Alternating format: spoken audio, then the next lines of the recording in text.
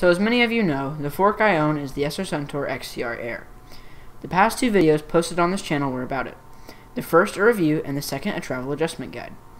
In the comment sections of both of those videos there was some confusion about the responsiveness of the fork.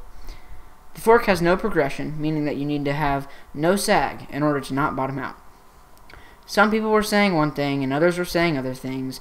People were asking questions and other people were giving wrong answers. So to eliminate the confusion and hopefully fill another content gap on YouTube, I will be putting my current projects on hold to bring y'all a guide on how to reduce the volume of the Sr Suntour XCR Air.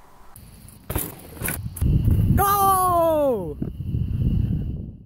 If you are a mountain bike component enthusiast, you may know that the higher end suspension forks use plastic spacers, known as volume reducers, to, reduce the volume. These spacers screw into the top cap of the air side. They basically sit in the air chamber and take up space. What this does is as the fork goes through its travel, it gets more difficult to use.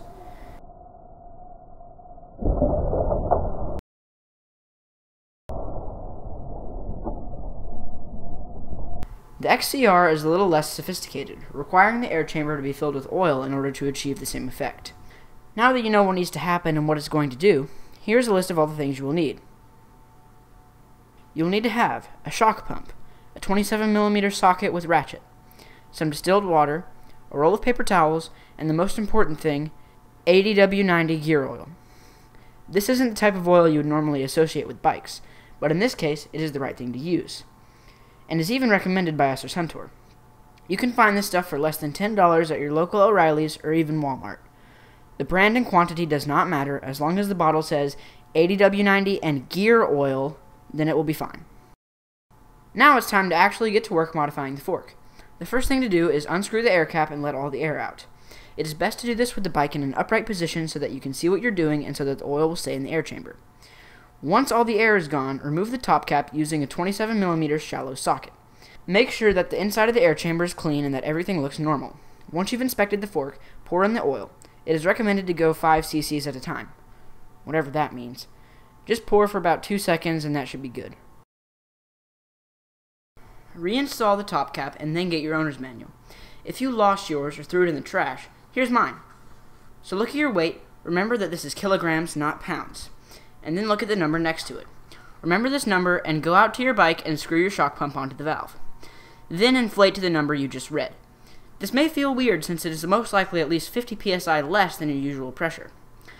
Now, screw on your air cap and step over your bike and enjoy the best feeling you've ever felt. That one bump in the sidewalk is finally unnoticeable.